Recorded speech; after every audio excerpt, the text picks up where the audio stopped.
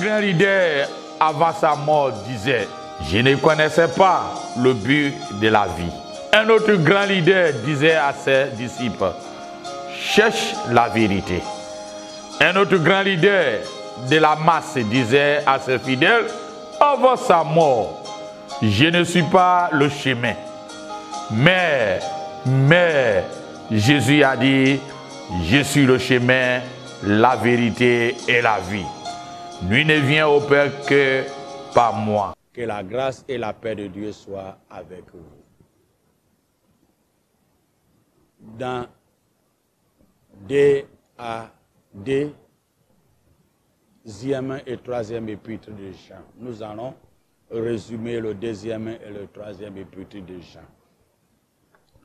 Dans le verset 1 de deuxième épître, il dit ceci.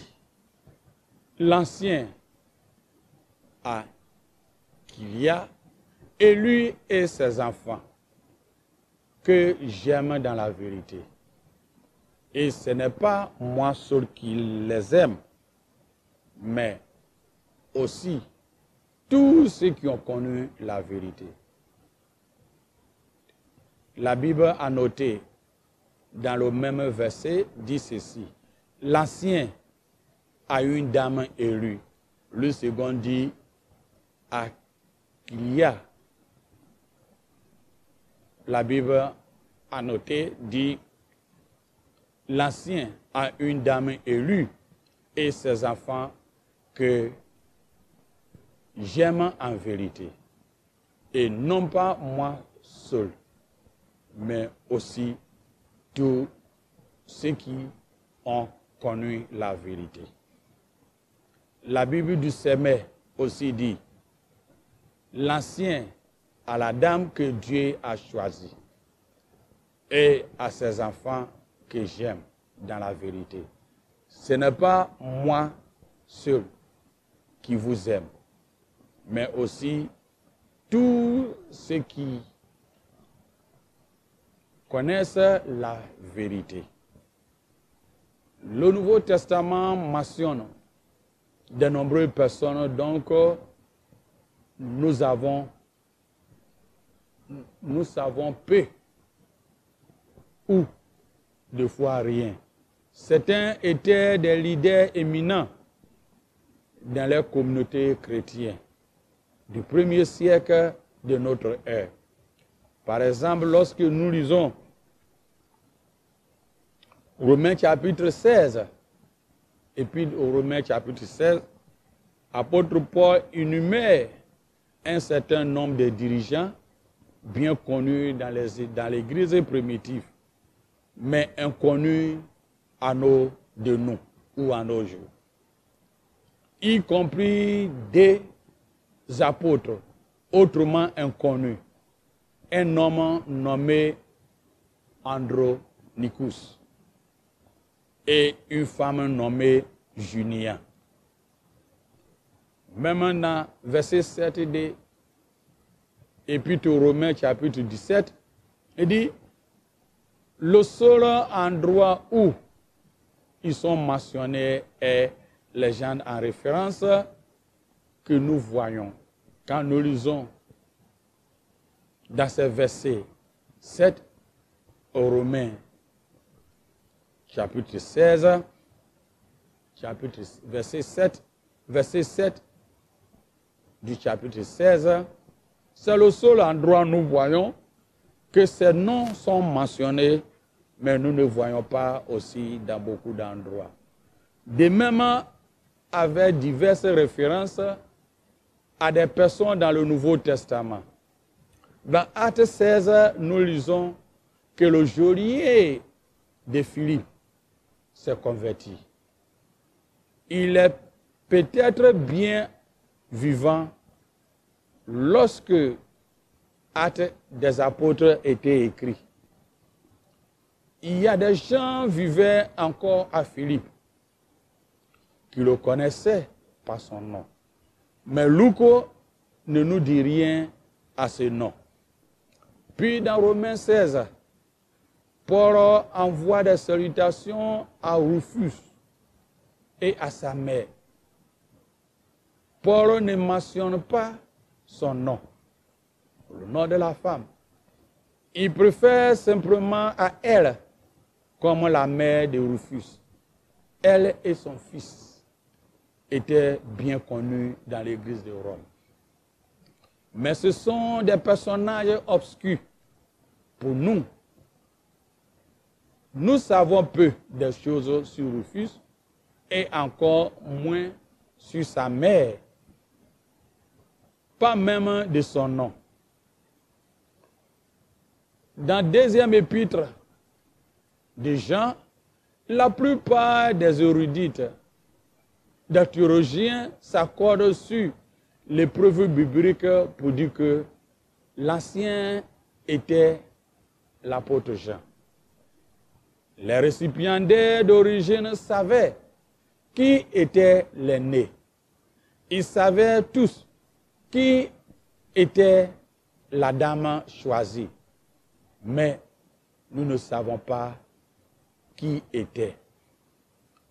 La signification du mot Kyria, que Louis II a dit, traduit par dame, n'apparaît nulle part dans le Nouveau Testament en dehors de deux gens. Le mot est Kyria. Kyria. La forme féminine de Kyrios. Un mot courant dans le Nouveau Testament traduit par Seigneur ou Maître. La forme masculine, Kyrios, est utilisée pour désigner le chef de la famille ou le maître d'un esclave.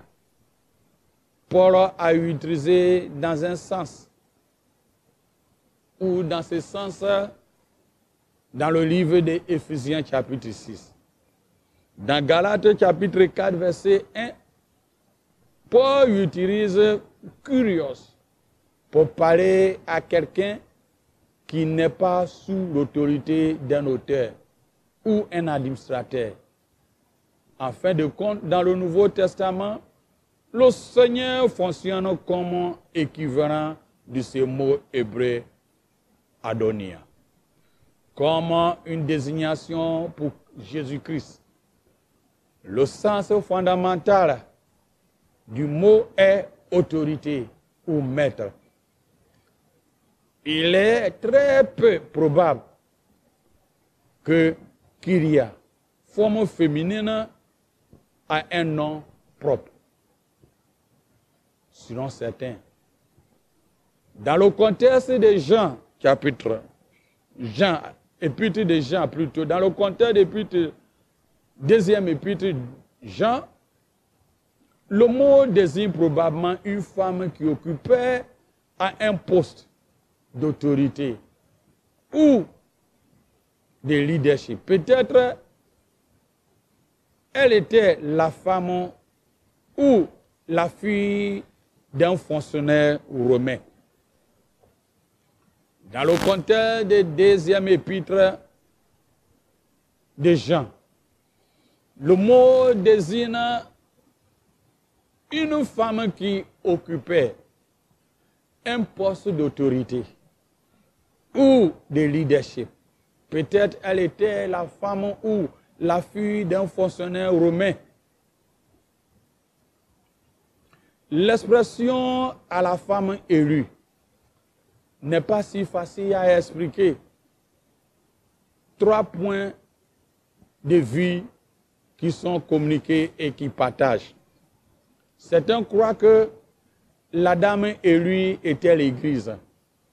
D'autres pensent que la lettre était adressée à l'élu de Kyria et son enfant. Troisième pense que Jean écrit à une chrétienne, une dame, sans nom, qu'il avait tous les autres croyants. Cet épître a été le seul du Nouveau Testament adressé à une femme. Cet épître est le seul du Nouveau Testament adressée à une femme. La destinataire de cette lettre se trouvait avec ses enfants dans une situation difficile. Elle était confrontée à de fausses doctrines, à de fausses doctrines. Donc l'apôtre parle à 1 Jean chapitre 4, verset 2. Il dit, reconnaissez à ceci. L'Esprit de Dieu, reconnaissez ceci à l'Esprit de Dieu. Tout esprit qui confesse Jésus-Christ venu du ciel est de Dieu. La négation de l'humanité du Fils, l'Éternel de Dieu, ou en d'autres termes, l'affirmation selon laquelle on ne peut reconnaître l'homme, Christ Jésus, comme Fils éternel de Dieu. Est-elle l'esprit de l'Antichrist? Est-elle l'esprit de l'Antichrist? Plusieurs à son temps où Jean, j'avais abordé dans les deux précédents, que plusieurs à l'époque de Jean étaient des séducteurs, ont rentré dans un monde qui ne confesse même point que Jésus-Christ est venu en chair. Celui-ci était les séducteurs ou des antichrists. Ceci nous amène à la doctrine du gnosticisme que nous avons développée. Nous avons développé que Christ était une émanation divine qui vient sur Jésus hors de son baptême et laissant avoir sa mort peut-être dans le jardin de Gethsémani. Selon eux, je répète encore, Christ est mort. Jésus est mort plutôt, mais Christ n'est pas mort. Ils ont insisté sur le fait que le Christ céleste est trop saint et spirituel pour être gâté par un contact permanent avec la chair humaine. En bref, ils ont nié l'incarnation, que Jésus est le Fils, Jésus est le Christ, et que Jésus-Christ est à la fois Dieu et homme. Cette croyance a été exposée à un danger. Elle aurait pu penser, en tant que femme, je ne suis pas appelée à résister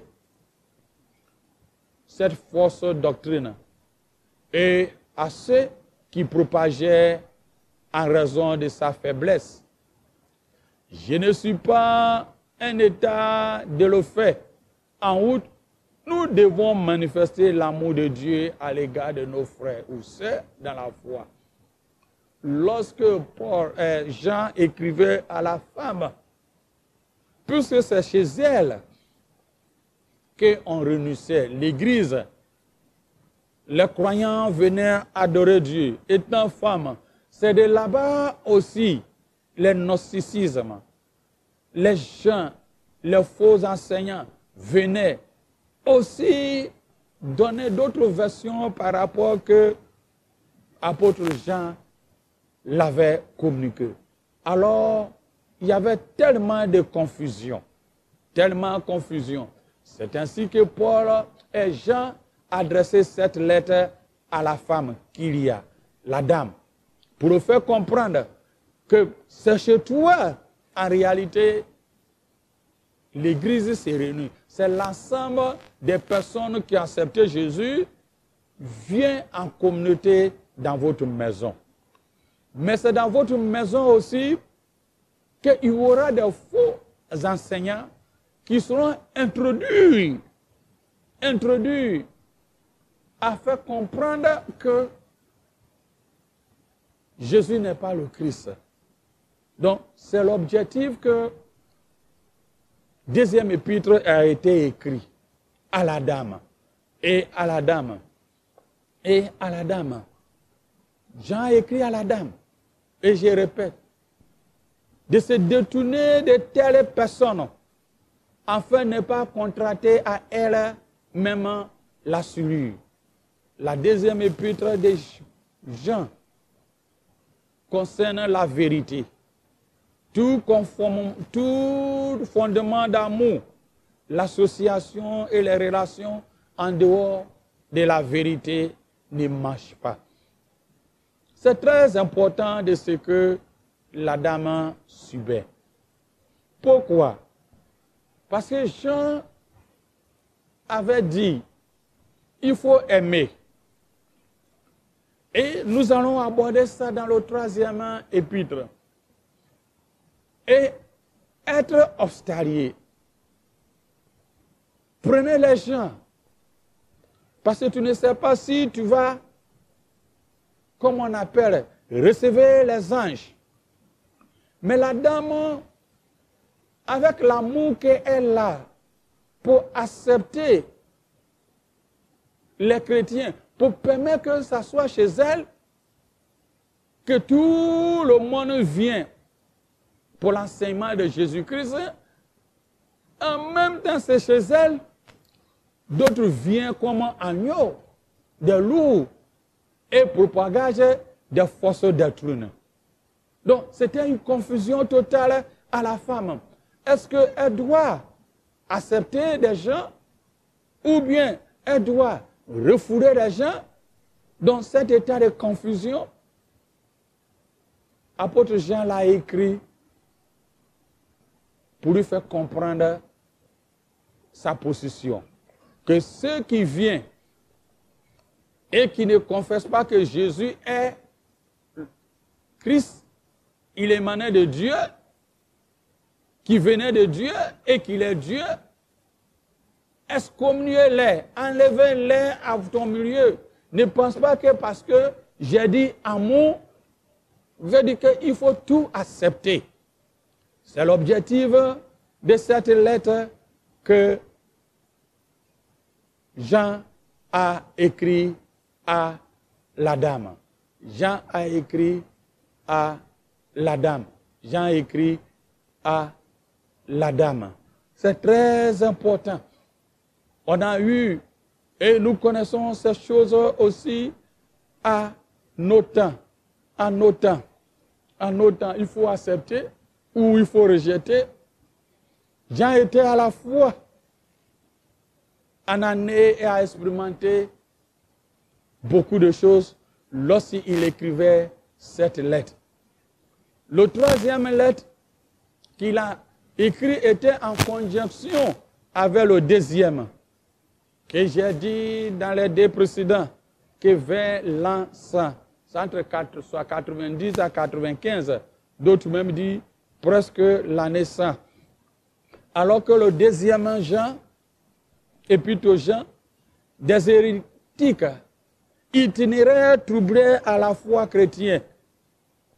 Dans cet épître, de 3e, les véritables enseignants des vérités font de tout dans les églises. Dans le 3e lettre, Jean a interdit de l'hospitalité envers de faux docteurs et de faux enseignants. Il encourage l'hospitalité. Cependant, Diotrephe, une personne dominatrice dans une église, dans l'une des églises, a opposé à l'autorité des gens. De plus, il a refusé l'hospitalité aux missionnaires itinéraires et interdit aux autres de les recevoir. Et ceux qui vont les recevoir, il va les excommunier. Diotrephe était un ancien où aussi les gens renonçaient dans sa maison. Puisque à leur temps, il y avait des missionnaires itinéraires. Je peux dire des gens qui prêchent la bonne nouvelle. Comme Christ a dit, allez-y prêcher la bonne nouvelle et ne prenez pas de bagages, ne prenez pas d'argent, ne prenez pas de choses. Une maison qui va vous recevoir. À ce moment-là, on voyait que, à cause de cette parole, Jésus a dit, beaucoup de fidèles prêchaient la bonne nouvelle durant la période des Jean. Et ils partent sans même d'argent, sans même des prévisions quelconques. Et on les recevait. Mais durant cette période, chez la dame, au deuxième épître, on voyait qu'il y a des gens qui abusaient. Donc, Jean a écrit à la dame qu'il y a. Il dit, fais attention. C'est vrai, quand les gens viennent, prends ton temps à observer et connaître des faux et des vrais, ceux qui confessent que Jésus, puisque à ce temps, on voyait des gens qui ne sont pas de Christ, ne confessent jamais que Jésus est le Fils de Dieu. Alors, ne recevez pas chez vous. Mais aussi, quand les gens viennent chez vous, il faut les recevoir et donner de quoi ils en aient besoin pour continuer à leur mission. Puisque au premier siècle, on considère qu'on peut recevoir des étrangers, héberger des étrangers, qu'ils pourraient être des anges. Comme le livre de Genèse nous fait comprendre que Abraham a reçu des étrangers qui étaient des anges. Mais lorsque Jean a donné ces informations, une des anciens aussi à une autre église, Diotrophe, qui a opposé l'apôtre Jean, pour dire pas question, nous allons recevoir des gens, ni même à leur donner des biens. Et il met en garde à tous les chrétiens qui vont entretenir un étranger. Quoi que soit, s'il prêche la parole de Dieu ou pas, il va le excommunier. Diotrophe a défié le dernier apôtre que la parole de Dieu nous dit, Jésus l'aime. Il a défié l'autorité de Jean. Il a défié l'autorité de Jean. Et il a même dit, il va excommunier ceux qui n'apprennent pas le Diotrophe, ce qu'il dit. Ce qu'il dit. De plus, il refusait ceux qui venaient. Et il empêchait aussi des gens de ne pas donner. Alors Jean a écrit, mais il y avait un autre qui était là, Gaius, dans sa générosité, pour réprimander Diotrophe pour sa conduite pas charitable. Donc il encourageait ceux qui faisaient l'obscurité. Comme Gaius, il a dit ceci, il semble que, c'est un seul chapitre, versets 9 et 10, il semble que Diotrophe ait même empêché que cette lettre de parvenir à la destination. J'ai écrit quelques mots à l'église, mais Diotrophe, qui aime être le premier parmi eux, ne nous reçoit pas. C'est pourquoi, si je vais vous voir, je rappellerai ces actes qu'il commet, en tenant contre nous des méchants propos. Non content de cela, il ne reçoit pas les frères. Et ceux qui voudraient le faire, il les empêche et les chasse de l'église. Bien-aimés, n'imitez pas le mal, faites le bien. Celui qui fait le bien est de Dieu. Celui qui fait le mal n'est point de Dieu. Jean a recommandé Gaius à ne pas imiter ce mal. Diotrophe a opposé, non seulement il a opposé, il dit non, la recommandation et la lettre que l'apôtre Jean a dit non et il refusait. Pas question à mon église. Il pensait que l'église c'est sa maison, c'est sa propriété. S'il meurt, il va mourir avec l'église. L'église appartient à Dieu. Ou bien c'est parce que c'est celui que les gens adoraient, il les excommuniait. Non seulement il répandait, il disait de n'importe quoi aux apôtres, mais Jean n'a pas donné explicitement les mots qu'il a dit. Les mots qu'il a dit. L'exemple de Diotrephe, il se voyait être supérieur aux autres. Même ensuite, il a pris de mauvaises habitudes à excommunier ceux qui faisaient ou qui ne sont pas en bon terme avec lui. Il y a des gens, s'ils n'aiment pas Jean, il veut que Pierre aussi ne doit pas aimer Jean. Il veut que Marc aussi ne doit pas aimer Jean. Donc, si il n'aime pas quelqu'un, il faut que tout le monde soit derrière lui. Mais nous ne sommes pas nés de la même sorte. Peu importe la situation. Si nous sommes nés de la même sorte, on allait tous pleurer quand quelqu'un meurt. Mais quand quelqu'un meurt, d'autres pleurent, d'autres sont en réjouissance. Le monde, et Dieu a créé le monde comme ça. Ce n'est pas parce que tu as des divergences avec quelqu'un et que tout le monde doit être la même chose. Et d'un moment où tu vois que telle personne est en train de parler, comme tu es le chef de l'église, dis, ah, ok, il est de tel bord, je dois le punir. C'est Diotrephe. C'est le cas, c'est le même comportement et caractère de Diotrephe. Que Dieu nous permet à se repentir. On ne donne pas le nom, mais c'est-à-dire nos actions et nos comportements montrent que nous sommes dans le même bac. Ou bien même assis avec Diotrephe. Il ne dit pas son nom, mais il empêche aux autres de faire le bien. Non seulement avoir des contacts, c'est très important. C'est très important. Il opposait que Dieu t'aide et m'aide. Au moment où Gaius et bien d'autres ont le bon désir à exercer ce que l'enseignement des apôtres, Diotrephe dit non. Voyez ici le deuxième épître, la dame, Jean a écrit à la femme qu'il y a et sa famille. Vous exercez l'austérité. C'est vrai, il y a les hérésies, des mauvais côtés qui viennent, mais cela n'empêche pas. Continue.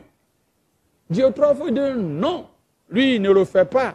Et d'ailleurs, ceux qui vont accepter, il va les excommunier. Si tu n'aimes pas quelqu'un, il ne faut pas empêcher quelqu'un d'autre de ne pas le faire. Le temps me passe, mais j'avais voyagé il y a 15 ans de cela. Et j'étais en voiture avec ma famille pour aller en Côte d'Ivoire. Et arrivé quelque part au cours de la route, nous avons eu panne. Mais en allant, le pasteur à son temps nous a donné une recommandation. On était parti l'église, le pasteur dormait à l'église. Et lorsque nous avons présenté, il nous a bien reçus. Mais notre objectif est que, comme il est de la vie, il peut nous orienter à bonne hauteur pour nous permettre à dormir. Alors, au moment où on a passé plus de 15 minutes, il ne sortait pas. Sans le savoir, il discutait avec son ancien, où on appelle le diacre. Le diacre dit, pasteur, pas question, nous allons donner un 5 francs. Pasteur dit, non, il a une bonne lettre, comment on va... Durant ça, il discutait, on ne savait pas. Et après, le pasteur nous a conduits dans une bonne hôtel. Il a dit, pasteur, nous allons payer. Le lendemain, ils sont venus nous aider avec des mécaniciens, on a fait la voiture. Voilà, 6 mois après, l'homme de Dieu les a invités à nos destinations ici.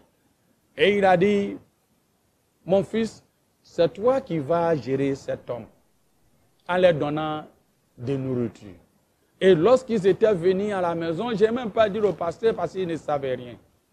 Et l'ancien, on appelait le diacre, a commencé à pleurer.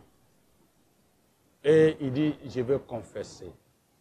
Lorsque vous passez, et le pasteur, mon pasteur m'a dit, on doit payer l'hôtel. Et j'ai dit, pas question. Vous n'avez pas vu qu'on a duré trop dedans? Pardonnez-moi. Mais nos problèmes étaient d'ici. Il y a des gens, on leur recommande, le lieu où ils s'en vont dormir, ils prennent les matériels, les nattes, ils volent pour aller. D'autres même dans les maisons des frères, ils ramassent les choses des hommes et tout cela pour partir. Donc quand vous êtes venus, on se dit, hey, encore. Donc on était dans la confusion. Aujourd'hui, il y a cette confusion aussi qui est là, qui fait que les gens ont peur à recevoir les uns et les autres. Que Dieu nous aide. Que Dieu nous aide et qu'il nous donne le discernement.